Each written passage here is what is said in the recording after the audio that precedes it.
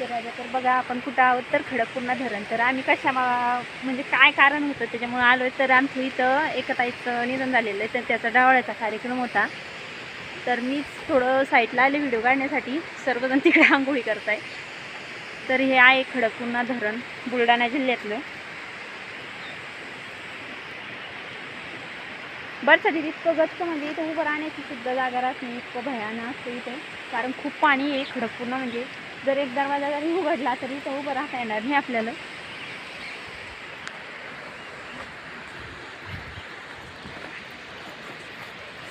तर आता आपण पाण्यात पण जाऊयात, कारण आमच्या अजून आंघोळी बाकी आहेत.